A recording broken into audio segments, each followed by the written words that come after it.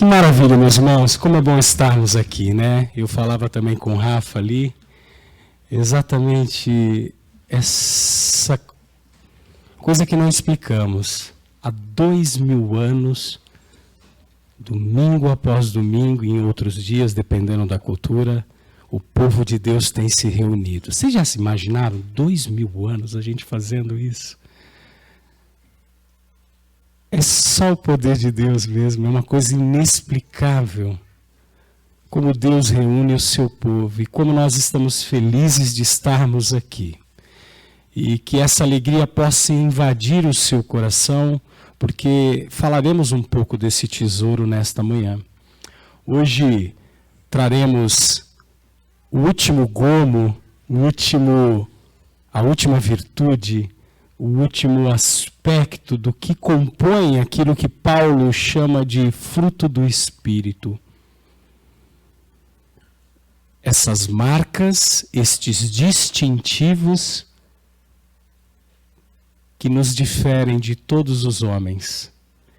E hoje nós falaremos sobre domínio próprio, como está ali no nosso telão. Teremos alguns textos para lermos e, a exemplo do que temos feito nos domingos, você vai acompanhar a leitura e não se estranhe, porque eu fiz propositalmente a escolha de duas versões, entre uma versão chamada Nova Versão Atualizada e a NVT, que é a versão transformadora também propositalmente, então a gente vai ter aí um mix delas, tá? Gálatas 5:23, você pode abrir a sua Bíblia lá comigo ou acompanhar a leitura que nós vamos projetar aqui para vocês. Começaremos no versículo 22 até o versículo 23. Diz assim a palavra de Deus: Mas o fruto do Espírito é amor, alegria, paz, longanimidade, benignidade, bondade, fidelidade, mansidão, domínio próprio. Contra estas coisas não há lei. Oremos. Santo Deus, eterno Pai, eis-nos aqui diante da Tua palavra. Eis-nos aqui como Teu povo reunido neste lugar, neste assentamento. Manifestando aqui, Senhor, esses distintivos que nos diferem de todos os outros grupos e ajuntamentos que não se reúnem no Seu nome. Que o Santo Espírito, que é o penhor desta vida nova, desta caminhada e desta jornada que temos em Ti, possa nos conduzir nesta manhã, a começar por aquilo que será falado, que todo homem seja mentiroso e a Sua palavra única e exclusivamente verdade, Senhor. Fala ao coração de cada um dos meus irmãos, aqueles que tiveram uma semana complicada e que porventura ainda carregam em seus corações e suas mentes essas preocupações. Que eles possam estar atentos à voz daquilo que a Tua palavra há de falar aos nossos corações. Que saiamos daqui mais parecidos com Cristo, nosso Senhor e Salvador. E é no nome dEle que oramos e agradecemos por esse privilégio. Amém. Entre todas as histórias, meus irmãos, do Antigo Testamento, para não dizer do Novo também, de toda a Bíblia, a história de Sansão é talvez uma das mais conhecidas e intrigantes. Talvez porque ela misture na sua narrativa força sobre-humana, o que atrai a atenção de todos, amor e traição. Lá nos capítulos 13 a 16 do livro de Juízes, nós temos essa história narrada deste homem que se tornou um dos juízes de Israel. Em um período, para aqueles que gostam de história, que sucede exatamente aquela liderança de Moisés que passa para Josué e que antecede o início do período da monarquia em Israel, antes ali de Saul, de Davi. Sansão, este homem nasce durante um tempo tenso da história de Israel, quando a nação estava em guerra com um dos seus muitos inimigos, o povo dos filisteus.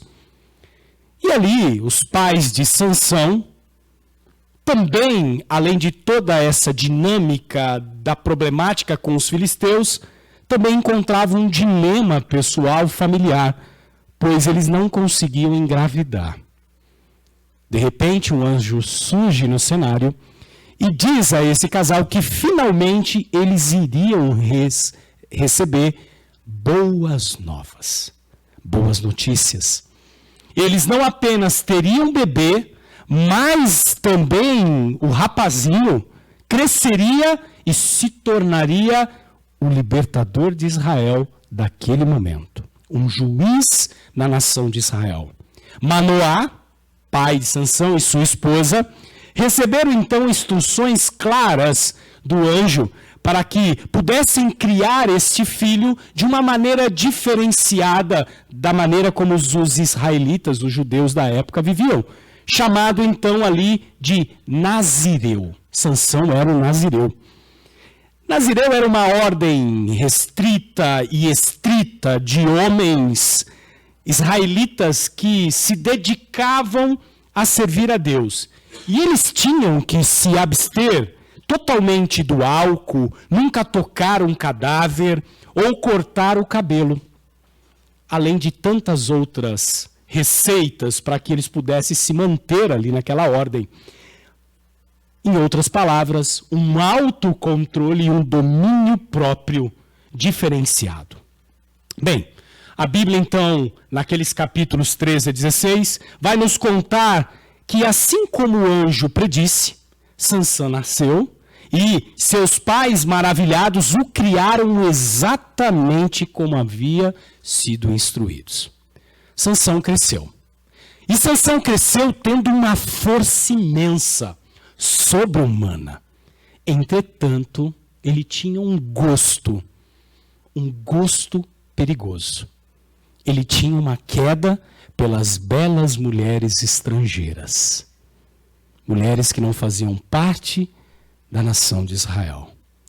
E em vez de encontrar uma boa garota israelita ali do seu povo, ele conhece então a sua mulher em terreno perigoso. Ele vai até o terreno do inimigo e ali então se apaixona e conhece sua primeira mulher em Tímina.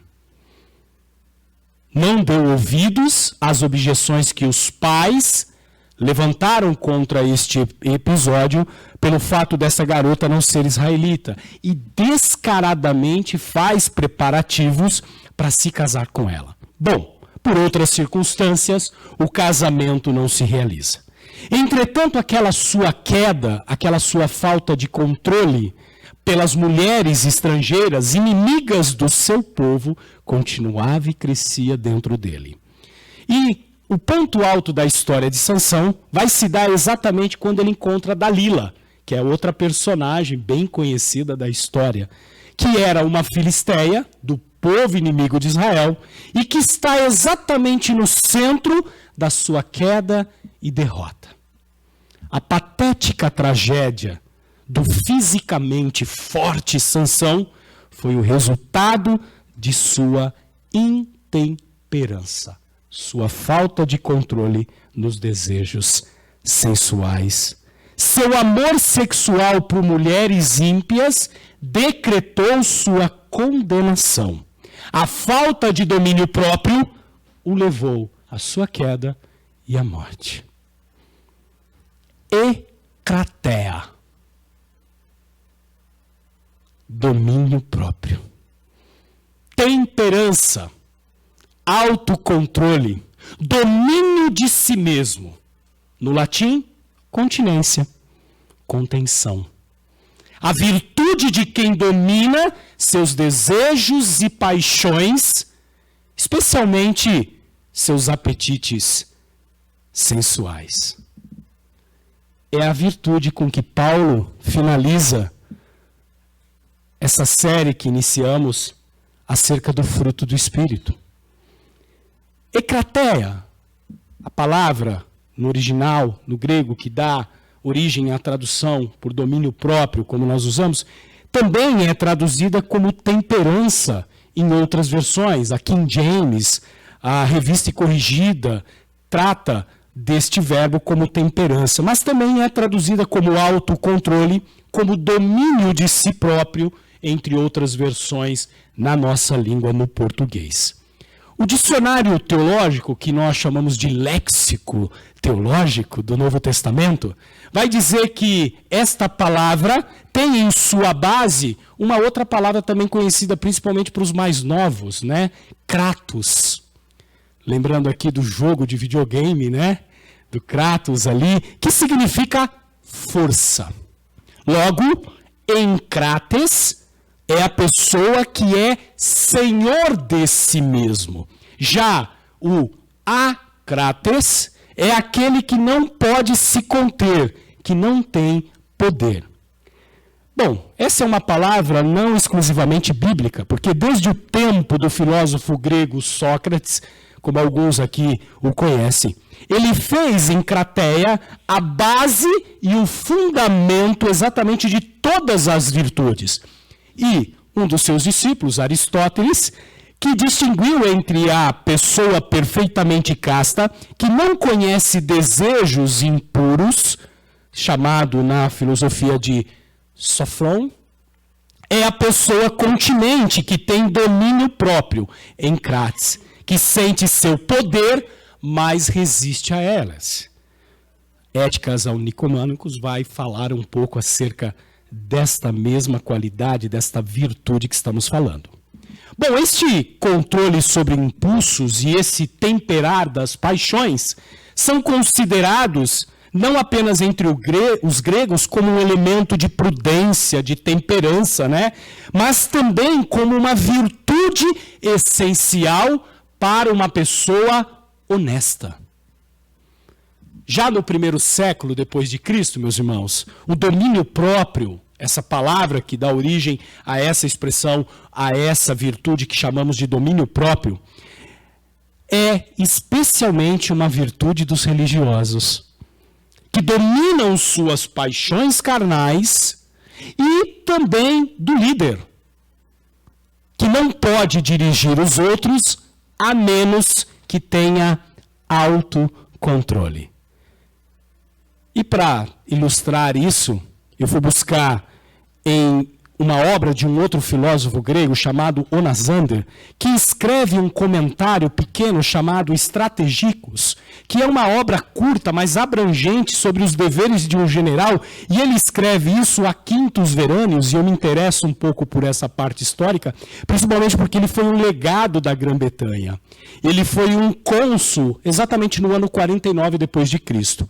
E lá ele vai dizer que a primeira qualidade de um bom general é ser moderado, temperante, a ponto de que ele não se distraia tanto com os prazeres do corpo, até o fato de negligenciar a consideração de assuntos de mais alta importância. Em outras palavras, um general precisava ter domínio próprio. Interessante que não só na cultura grega, mas dentro do povo judaico, a gente também vai ver a utilização de domínio próprio anteriormente a essa menção de Paulo.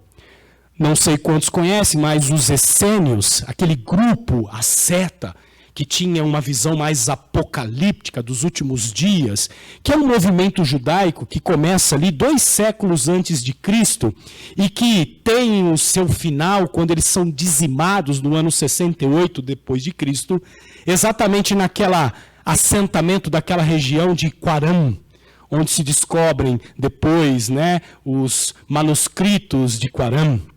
Bom, um desses historiadores, Joséfo, quando vai relatar sobre eles, olha que interessante, o candidato a fazer parte do grupo dos essênios, ele tinha que fornecer provas reais de sua temperança, de seu domínio próprio, de seu autocontrole. E ele escreve assim, abre aspas, estes homens consideram a temperança e a contenção das paixões como virtudes. O que Paulo, então, essa é a pergunta que a gente tem que fazer, depois de todo esse fundo histórico, de todo esse panorama, quer dizer sobre domínio próprio, sendo essa uma virtude que compõe o fruto do Espírito? Bom, como nós já vimos em sua definição, a palavra grega vem de uma raiz que significa poder ou senhorio. Dentro do nosso texto, nesse contexto que estamos tratando da carta aos Gálatas, no capítulo 5, exatamente essa porção, que começa ali no versículo 16 e vai até o finalzinho do versículo 25, se não me falha a memória, ela vai trabalhar, ele vai até o versículo 26. Ela vai trabalhar exatamente com outras virtudes a composição desse fruto. E ela está em oposição, e isso é importante toda vez que a gente estudar, ler, entender, e você que nos acompanha possa colocar isso, está em oposição às obras da carne. Quais são? Imoralidade, impureza, sensualidade, idolatria, feitiçaria, inimizade, contendas, ciúmes, explosões de iras, dissensões, facções, invejas, bebedeiras, orgias e coisas semelhantes a estas. Paulo também vai listar o domínio próprio ou o domínio de si como uma qualificação quando ele escreve a Tito. Interessante, quando ele está escrevendo a Tito, as qualificações para o presbítero, ele vai lá em Tito 1:8, exatamente trazendo ali essa questão acerca do domínio de si mesmo. Pedro, então, também vai incluí-lo em sua lista de qualidades piedosas que devemos desenvolver. Nós lemos isso na abertura do culto. O nosso querido Josué fez questão de ler ali em 2 Pedro, exatamente a partir do versículo 6 em diante, do 5, 6, 7 que nós lemos ali. Bom, então, por definição, domínio próprio significa anular nossas emoções por causa de um objetivo maior. Até aqui não há nada de novidade entre aquilo que Paulo escreve e os gregos, entre aquilo que Paulo escreve e os essênios, e pasmem, entre aquilo que Paulo escreve e outros povos, pois os egípcios também tinham esta virtude como um caminho para se alcançar os deuses do seu panteão. Paulo, então, dentro desse conjunto de virtudes, daquilo que chamamos de fruto do Espírito, ele vai corrigir a aplicação da virtude para o foco correto, para aquilo que deve ser o objetivo maior, seja do amor, seja da benignidade, seja da bondade, seja do domínio próprio. Deus. Domínio próprio, aqui em Paulo, aponta para Deus. Domínio próprio porque queremos agradar e honrar a Deus, e por isso é nosso dever ir contra nossos sentimentos do momento, da urgência do momento, se eles não cumprem com esse propósito maior: agradar a Deus, honrar ao Senhor. Bom, quando falamos de domínio próprio, nós vamos ter que levantar aqui alguns qualificativos. E o primeiro deles é exatamente essa questão de que o domínio próprio é principalmente algo interno e secundariamente externo.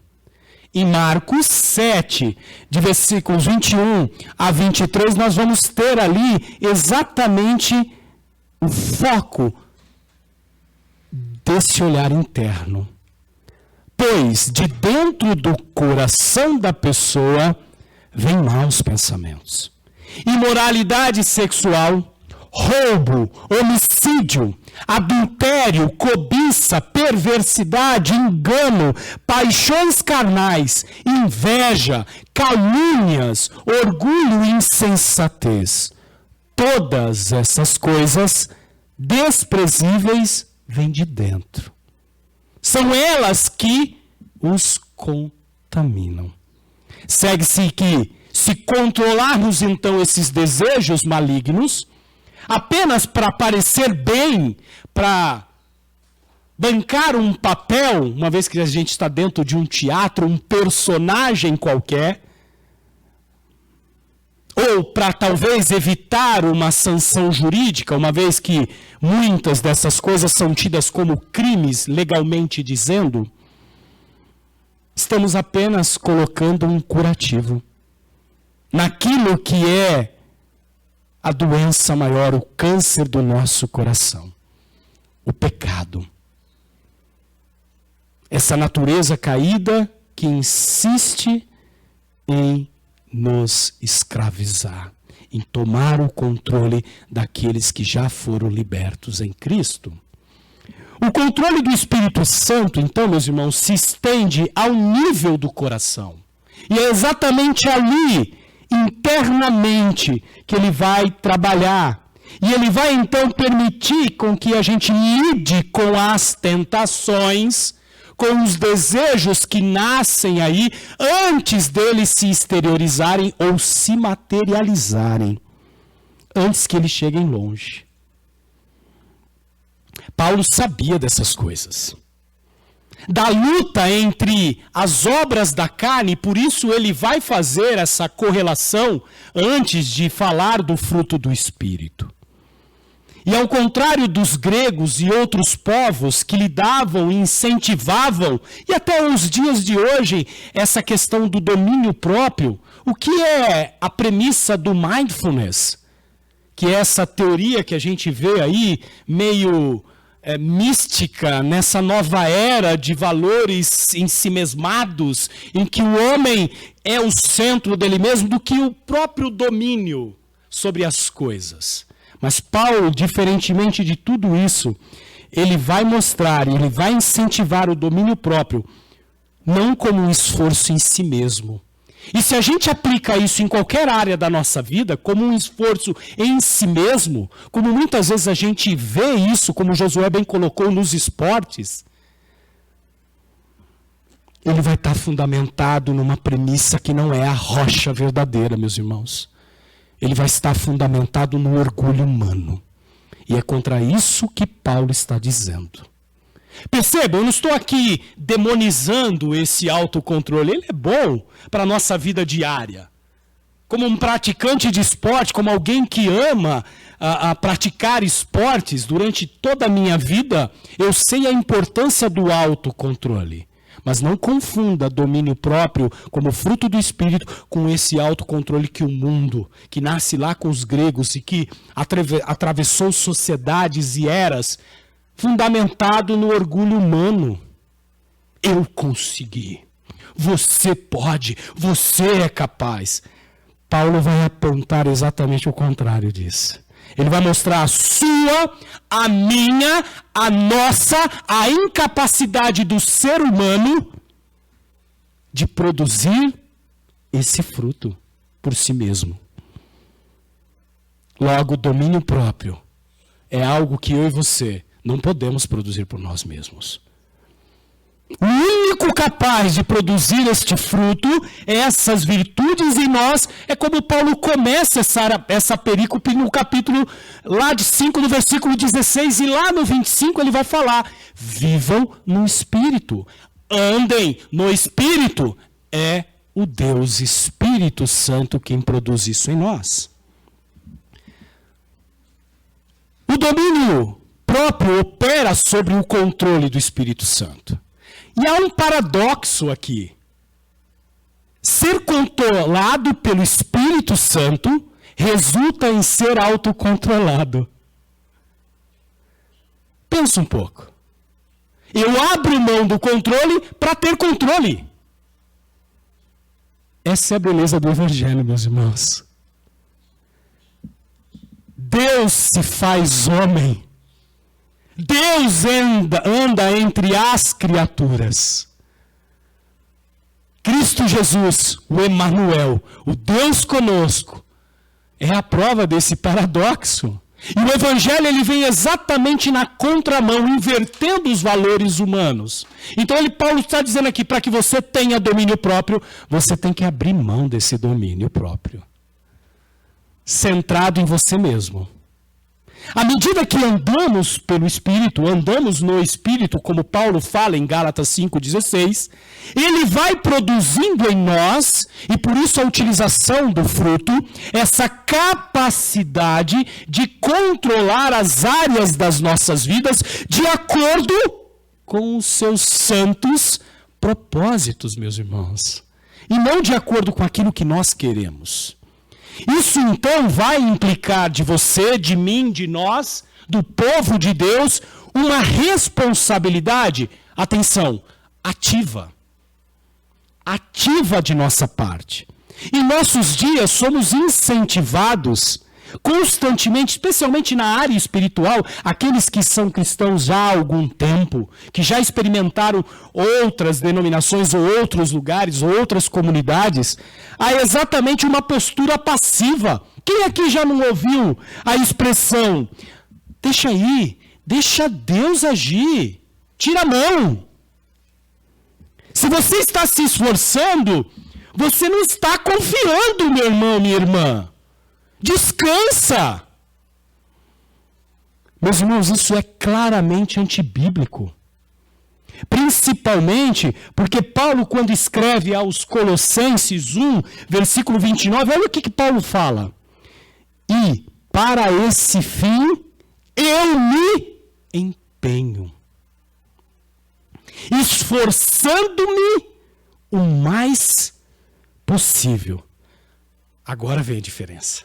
Segundo o poder de Cristo que opera poderosamente em mim. O sentido aqui é como o uso, para aqueles que gostam de gramática e do grego, da utilização dos verbos reflexivos na língua grega, que são aqueles verbos que têm uma ação executada pelo próprio sujeito, aquele que está comandando o verbo, e é refletida nele mesmo. Em outras palavras, o agente, o sujeito, executa e sofre a ação.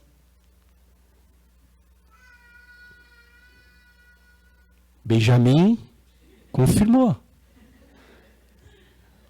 O domínio próprio, meus irmãos, ele também não é obstinado, arrogante. Mais uma vez, lá em Tito 1,7 e 1,8, nós vimos que um presbítero deve ser controlado. Mas olha que interessante no versículo 1,7.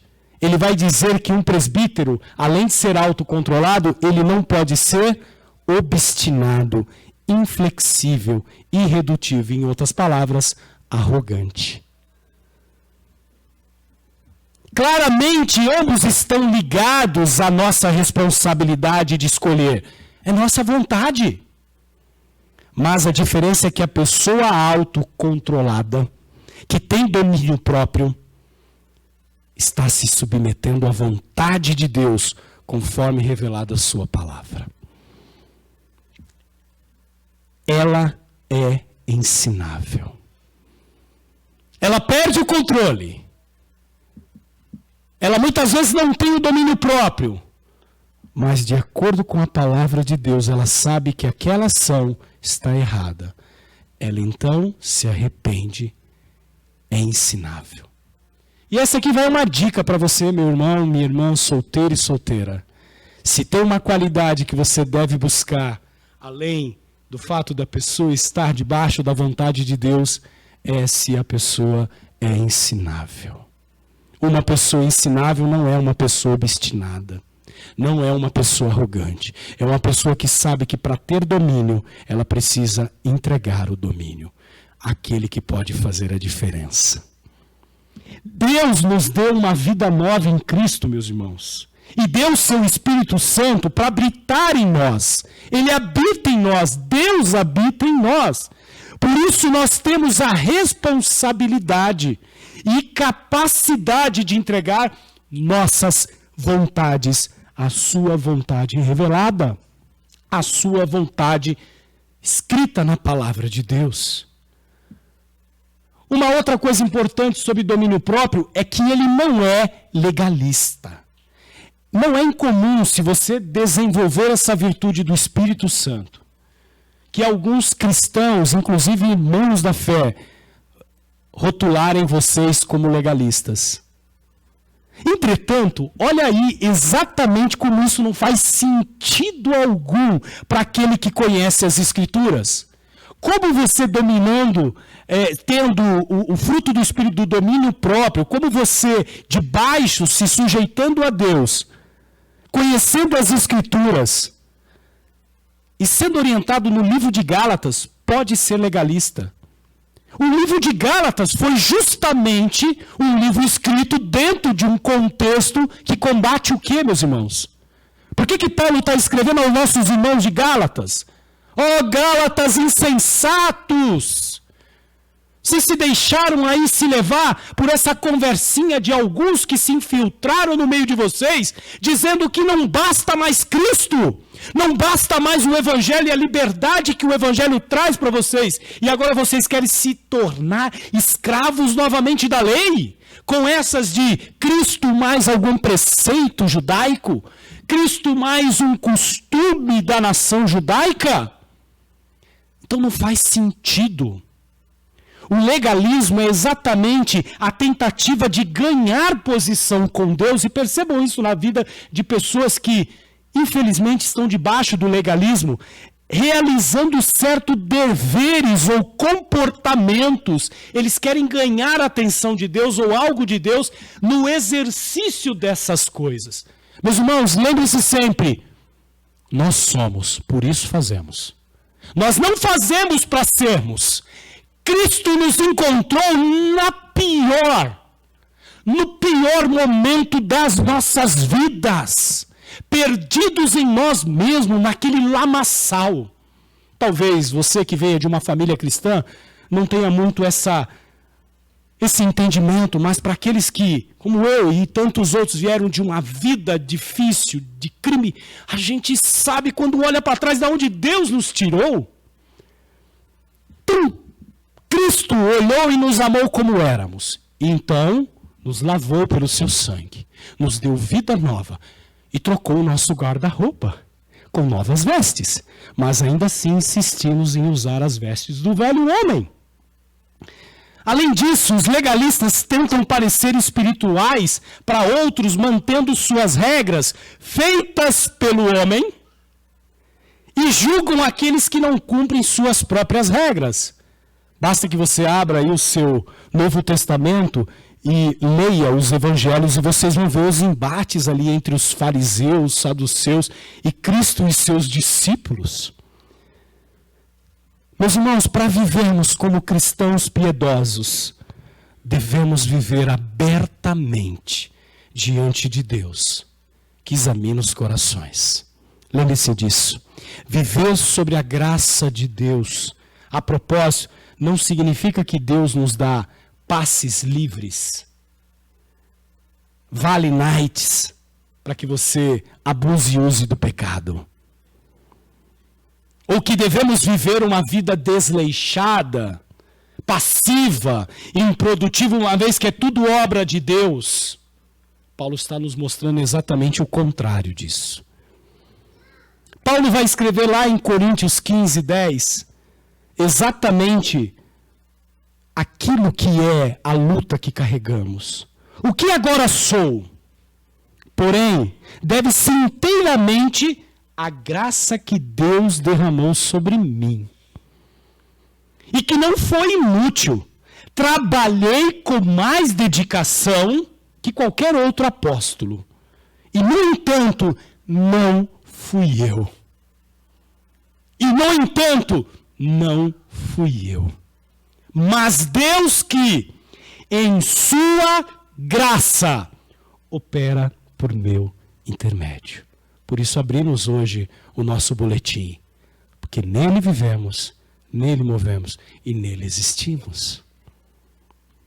Domínio próprio também não é uma espécie de ascetismo. E ascetismo significa a renúncia ao prazer. Tem gente que confunde. Negar a si mesmo certos confortos legítimos e impor certas dificuldades para obter algum valor espiritual não vai te levar a lugar nenhum, meus irmãos. Juntar-se a um mosteiro, a um templo, a um local onde através de uma dieta simples, ou se abstendo de confortos primários, de repente dormindo em esteiras duras, em quartos frios, fazendo voto de pobreza para controlar a carne, não é o caminho legítimo. Paulo vai nos falar disso em Colossenses, capítulo 2, dos versículos 20 a 22, e finaliza lá no 23. Olha o que diz a palavra de Deus. Vocês morreram com Cristo, e Ele os libertou dos princípios espirituais deste mundo. Respira, entende o que lemos? Não leia com pressa. Olha o que ele vai dizer. Então, por que continuar a seguir as regras deste mundo que dizem: não mexa, não prove, não toque? Essas regras não passam de ensinamentos humanos sobre coisas que se deterioram com o uso. E Paulo vai finalizar com essa excelente declaração. Podem até parecer sábias, pois exigem devoção, abnegação e rigorosa disciplina física. Mas em nada contribuem para vencer os desejos da natureza pecaminosa. Esta é uma obra na cruz. Esta é uma obra que Cristo conquistou e que o Espírito Santo trabalha em nós, nesse exercício reflexivo, aonde o agente faz e recebe o resultado daquilo que ele fez. Fruto do Espírito é isso. Esforce, mas lembre-se, não é na tua força.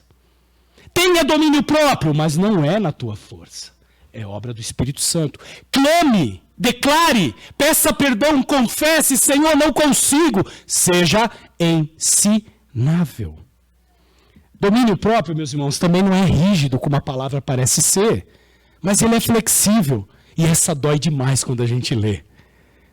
Existe o perigo de sermos tão autocontrolados, tão rígidos com domínio próprio, a ponto de perdermos a capacidade de nos relacionarmos espontaneamente com os outros.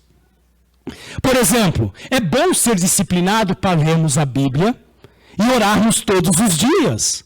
A palavra de Deus nos incentiva a isso.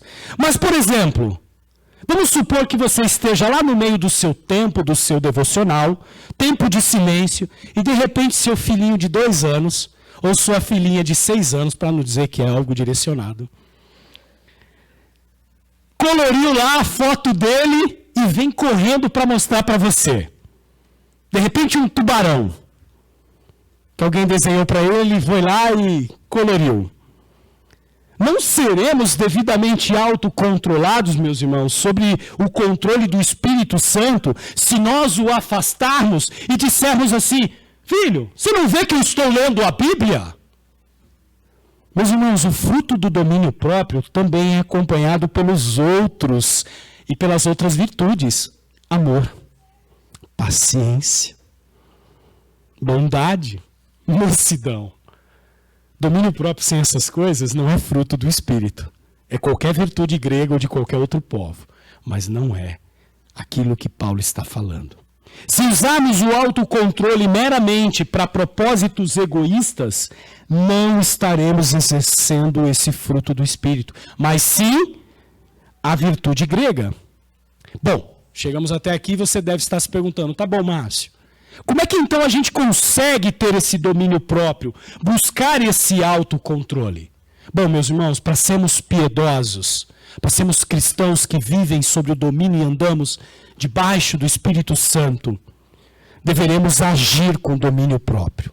E como é que a gente desenvolve isso? Paulo vai nos mostrar exatamente no versículo 16 de Gálatas, que está aí no texto que nós lemos do 22 ao 23, mas que começa a perícope lá no versículo 16, que diz assim: digo, porém, o seguinte, vivam no Espírito. Deixem que o Espírito Santo guie sua vida. Esse é um comando. É uma ordem. Para a vida do cristão, esse é um imperativo. Devemos entender isso como algo em que todas as manhãs devemos nos vestir.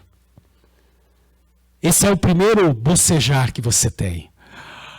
Para aqueles que são casados, antes de botar a mão ali para ver se o marido ou a esposa está do lado, se de repente não foi arrebatado durante a noite, ou como eu, que levanta na madrugada, aí a Ana preocupada, cadê o marido? Ele está lá, né? Sentado no sofá, sem sono.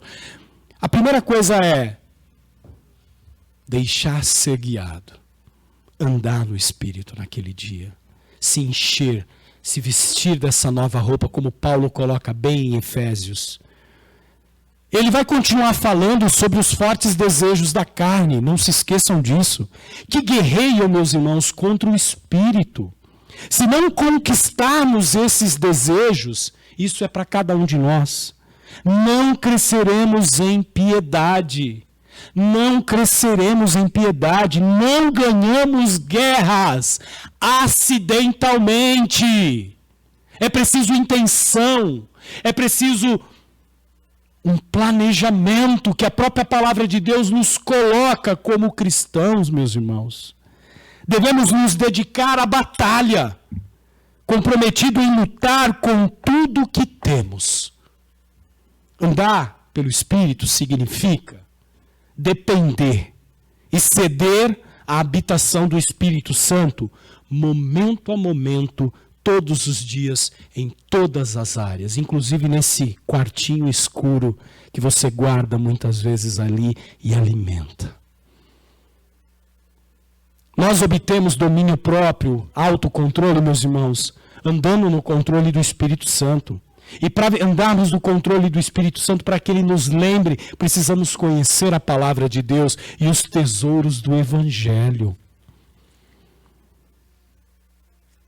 E assim vamos viver de acordo com os propósitos de Deus.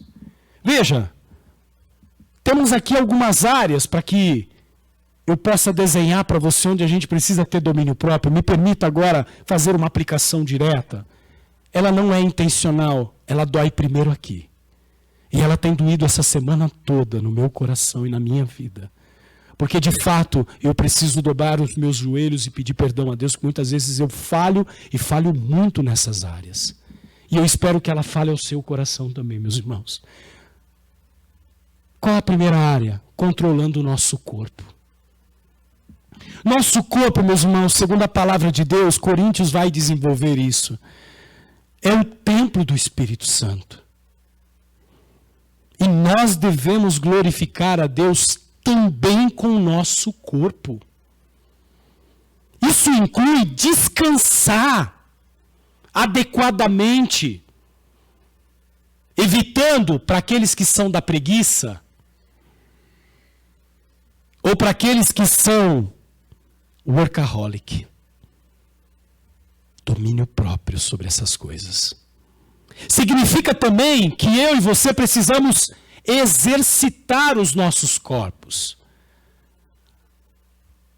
A fisiologia do corpo humano, a mecânica com que nós movimentamos os nossos membros e órgãos demandam de nós esses exercícios. E aqui eu não estou dizendo como uma prática de um esporte onde você tem que ficar boladão, marombeiro, marombeira, não, mas precisamos exercitar adequadamente. E falhamos quando assim não fazemos. E não interessa a idade. Alimentarmos os nossos corpos devidamente, com uma dieta saudável, de proporções moderadas, que nos dê exatamente os nutrientes que precisamos para o nosso dia a dia. E assim vamos evitar essa ingestão, principalmente no mundo moderno, dessa comida rápida. junk food. Não que faça mal comer isso, mas faz mal comer todo dia. Essa praticidade que esconde, de fato, uma falta de autocontrole, de moderação e de preguiça, muitas vezes, pode nos levar a termos problemas, excesso de peso para aqueles que vivem esse dilema. O autocontrole para nos tirar exatamente sobre essas coisas. Isso vai variar de pessoa para pessoa, mas nenhum de nós pode fazer isso sem autocontrole. E esse autocontrole que vem a Deus, porque nós vamos substituir esse ídolo que está no nosso coração, que seja nós mesmos, a comida ou qualquer outra coisa, por um bem maior que é Deus. E vamos honrar a Deus com os nossos corpos. Isso também significa controlar os nossos corpos sobre os nossos desejos sexuais. Deus nos fez com esse desejo, e não há nada de errado nisso, não é pecado ter desejo. Mas Ele também projetou que esses desejos fossem usados restritamente em ambientes. O casamento e o relacionamento conjugal é um deles. Então esse controle dessa volúpia, nós estamos imersos em uma sociedade que desperta em nós isso manhã, tarde e noite. Outra área, controlando a nossa mente. Nossa cultura, mais do que qualquer outra na história, nos bombardeia manhã, tarde e noite, para alguns viciados aí na internet, na madrugada, através das mídias sociais como nunca. A gente está exposto diariamente, eu, você, nossas crianças, programas infantis, seriados infantis, há maneiras ímpias de pensar, que vão exatamente no contrário, ao contrário, nadando contra aquilo que a palavra de Deus nos orienta a vivermos. Meus irmãos, para sermos piedosos, devemos controlar a nossa mente. Filipenses, Colossenses vai tratar acerca disso para você que quer um pouco mais de base bíblica para essa coisa. Então, a maneira como pensamos, não podemos nos envolver em uma vida secreta. Isso aqui é para cada um de nós, regada à luxúria, à pornografia, a sexo, a ganância. Ou ainda assim achar que podemos ser piedosos. Infelizmente, isso tem bombardeado as comunidades e o povo de Deus como nunca. Pela facilidade do camarada poder usar aqui e não deixar rastro, ele se alimenta dessas coisas. Percebam que não é só nas áreas sensuais e sexuais, mas a ganância também.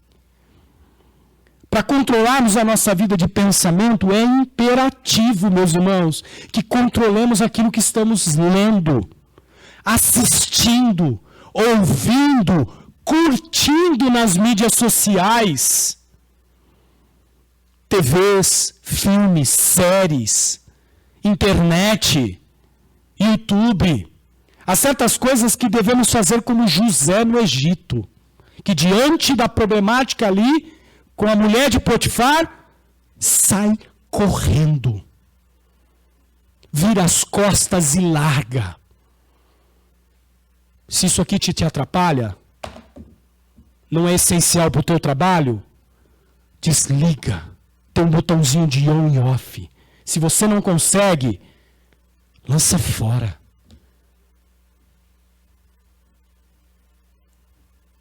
Controlando o nosso tempo. Muitas vezes desculpamos a nossa impiedade, dizendo, não tenho tempo. Mas todos nós temos tempo para fazer aquilo que queremos fazer, né? E achamos importantes. É muito engraçado. A gente tem tempo para aquilo que é prioridade na nossa vida. Basta você pegar um moço, uma moça solteiro, que tem ali a vida manhã, tarde e noite, trabalhando, estudando, e de repente encontra o amor da vida. Rapaz, eu nunca vi uma agenda tão aberta para passeios e encontros e horas intermináveis nas videoconferências, como o camarada e a camarada encontram. Por Por quê? Se tornou prioridade. Então não me venha com essa história de não tenho tempo, de controlar o meu tempo para as coisas de Deus.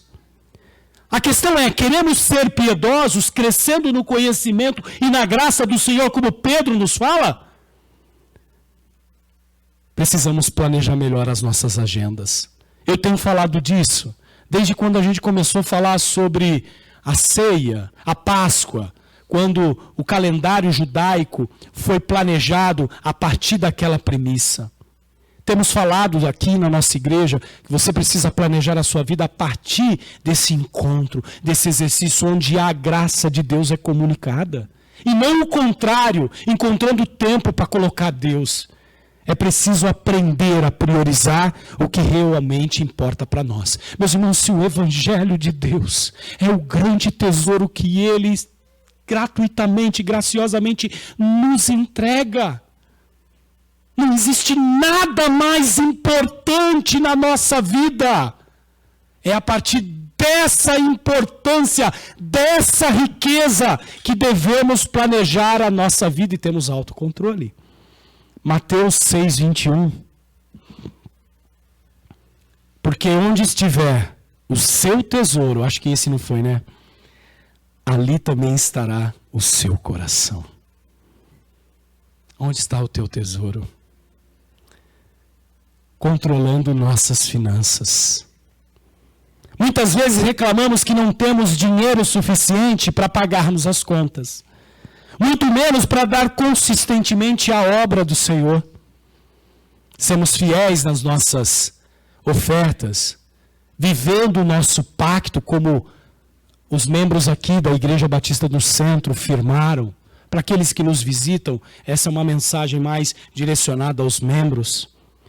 Mas geralmente o problema é que não administramos adequadamente a nossa vida financeira e aquilo que o Senhor confiou a nós. Ou você acha que o seu trabalho e as fontes de renda que você tem, sejam elas lícitas, quais forem, não foi Deus que confiou a você? Vamos ser francos. TV a cabo, jantares fora, entretenimentos caros, são necessidades básicas?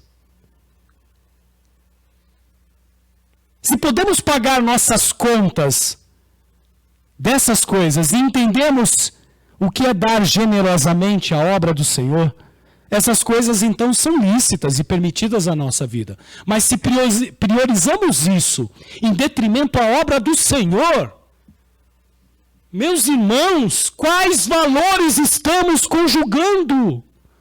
Qual é o tesouro da sua vida? A última série da Netflix? Da Amazon Prime? Do Disney+? E olha que a gente não está fazendo merchan para eles, não. Ou é a obra de Deus? Claro, se você precisa para o seu trabalho, como muitos precisam, tem profissões que se alimentam dessas coisas. Aí é outra história. Acredite ou não, meus irmãos, um telefone celular moderno, o último, não é a sua maior necessidade, ainda que você possa ter. Ainda que você possa, e não há nada de errado em ter essas coisas, mas a inversão de valores é falta de domínio próprio sobre as finanças. Acumular dívidas de cartão de crédito, postergar pagamentos, perder prazos, porque você não é planejado. Isso é pecado diante de Deus, porque você não tem domínio próprio, a ponto de você poder planejar a sua vida. Isso é má gestão financeira. Controlando a nossa língua. E aqui é uma coisa que meu coração se entristece. Eu nunca vi uma geração, talvez os mais velhos aqui vão se recordar, essa geração está impregnada de piada gospel. E não é incomum a gente ver nos grupos de pessoas novas ou velhas discursos, aqui sim, abusivos. Ou palavras que destroem os outros, mesmo em tom de brincadeira, meus irmãos, são pecaminosas e ponto, brincando ou não. Palavras iradas, xingamentos são pecados, mentir é pecado. falar inapropriadamente sobre sexo, contar piadas sujas sobre outros movimentos dentro do cristianismo, retratados aí no YouTube, com milhares de seguidores e gente compartilhando porque é engraçado. É engraçado olhar para uma pessoa que não teve a mesma oportunidade que você teve de conhecer a palavra de Deus com teologia, ou seja, com uma estrutura mais saudável, e que por conta de estar naquele movimento manifesta aquelas coisas. Isso é pecado. Mas não, a gente alimenta. Tem até show para isso, né? E a crentaiada vai. Misericórdia, a gente não controla a própria língua. Fofoca e calúnia. Não intencionalmente, mas muitas vezes o irmão vem e confia em nós algo particular. Algo que ele está ali em luta. E que às vezes tem duas visões ou duas versões da história quando envolve uma outra pessoa. Mas a gente já corre para compartilhar com o outro. E aí tem as frasezinhas de efeito, ó, é só para a gente orar. Ó, ora por fulano. Paulo vai escrever em Efésios 4:29, eu acho que não tem? Tem? Evitem o linguajar sujo e insultante. Que todas as suas palavras sejam boas e úteis, a fim de dar bom ânimo àqueles a que ouvirem. A vida é leve. Cabe sim momentos de alegria e de entretenimento, mas precisamos tomar cuidado nisso. E muitas vezes para sermos aceitos em nosso meio, principalmente no trabalho, na faculdade, com os amigos, a gente sucumbe a isso e perde o controle sobre a nossa língua ou aceita passivamente essas coisas. Controle dos relacionamentos. Aqui eu não estou querendo agir de maneira controladora e nós aqui do nosso presbitério, nessa igreja, jamais faremos isso. Em relação aos outros, não nos cabe. O pastor não tem esse direito e o que assim nos fazem passam daquilo que a palavra de Deus nos orienta. Nós somos chamados a pregarmos o evangelho, a guiarmos o povo de Deus, a alimentarmos o povo de Deus e não controlarmos com quem você vai casar ou com quem você não vai casar. Com quem você é amigo, com quem você não é. Mas, meus irmãos, quero dizer que nós temos que tomar a iniciativa de nos distanciarmos de qualquer um que nos puxe para o mundo. E mundo aqui no sentido daquele momento, da cultura fora de Deus. Ou para as coisas da carne, como Paulo coloca ali em Gálatas 5. Tenham cuidado, precisamos ter cuidado com relacionamentos. Com as pessoas que não professam Cristo Jesus. Principalmente em julgo desigual. Seja em casamento, seja em negócios, seja em alianças, seja naquilo que vamos fazer. Atenção. Resumindo, meus irmãos, avalie com qual dessas áreas ou outras que você precise melhorar. Avalie uma oração onde você mais precisa crescer e priorize isso. E para concluir, o perigo de uma mensagem como essa é que nós nos sentiremos tão sobrecarregados com tudo o que precisamos fazer que podemos ficar paralisados pela procrastinação. Tim Keller, quando escreve os comentários à carta de Gálatas, e quando vai definir o significado da palavra ekrateia, domínio próprio, ele vai dizer que ela é a capacidade de colocarmos o importante acima do urgente. Em vez de sermos impulsivos ou descontrolados.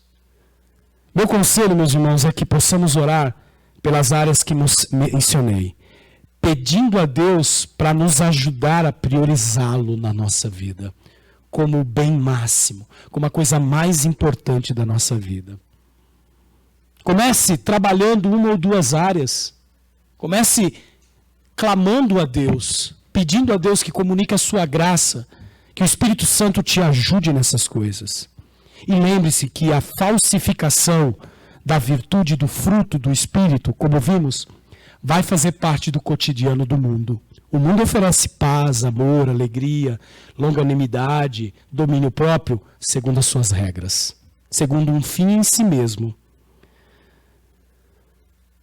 E talvez como eu, você já tenha também se vangloriado quando conseguimos as coisas na força ou na nossa própria força, baseada no orgulho, na necessidade e de nos sentirmos no controle. Lembre-se, meus irmãos, que somos de Cristo Jesus. Nós não nos pertencemos mais. Nele nos movemos e nele existimos. Tudo que é dele é nosso. Nossa aprovação e acolhida por Deus Pai não depende do seu e do meu caráter, ou das nossas ações, mas de Cristo, daquilo que Ele pagou na cruz do Calvário, quando Ele se entregou por amor a nós. E se nós pertencemos a Cristo, crucificamos a carne juntamente com suas paixões e desejos. Isso significa, meus irmãos, que precisamos identificar os ídolos que já exerciam domínio e paixões sobre nós. Crucificar a carne vem com essa ideia de estrangular o pecado no nível motivacional, em vez de apenas colocarmos contra o pecado no nível comportamental, como é muito comum. É preciso que sufoquemos aqui, no centro, nos desígnios dos nossos corações. Precisamos andar sobre a direção do Espírito. E Paulo vai nos apresentar isso no versículo 25. Uma vez que vivemos pelo Espírito, sigamos a direção do Espírito em todas as áreas da nossa vida. E esse é um processo positivo, ativo, que precisamos fazer intencionalmente. Mas isso só podemos fazer quando cultuamos a Cristo. E para cultuarmos a Cristo, precisaremos da ajuda do Espírito Santo. Adorando-o até o nosso coração, considerá-lo o mais belo e precioso do que qualquer objetivo, meus irmãos, que possamos sentir ou que possamos alcançar. E que todas as manhãs, no seu coração e no meu, venha o desejo de Maranata, vem Jesus. Não para terminar com o nosso sofrimento, mas porque como a noiva, que deseja o seu noivo, ansiamos o dia que estaremos face a face com o mais belo e mais precioso tesouro de tudo que podemos encontrar. Que Deus nos abençoe, que Deus nos dê graça e que o Espírito Santo possa nos dirigir na busca e no viver do fruto do Espírito Santo, não apenas do domínio próprio, mas de todas as outras virtudes. Oremos. Senhor, obrigado, Pai, porque o Senhor nos conduziu ao longo dessa série a refletirmos nas verdades da Tua palavra, Deus. A entendermos esses distintivos e essas qualidades que nos fazem diferente no mundo. E obrigado, Senhor, porque domingo após domingo fomos lembrados que isso não se faz na força do nosso próprio eu, mas sim mediante o agir do Santo Espírito em nós.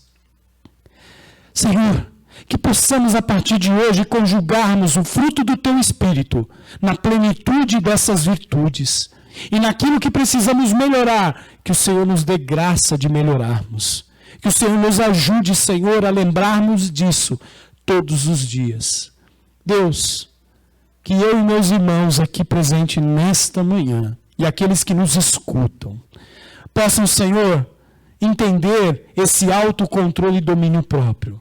É entregando esse domínio e esse autocontrole ao Senhor que teremos domínio e autocontrole sobre essa guerra contra as obras da carne. Que o Senhor esteja conosco, abençoe a nossa igreja e que neste domingo o Senhor ainda seja exaltado em tudo aquilo que fizemos. E oramos assim em Cristo Jesus. Amém.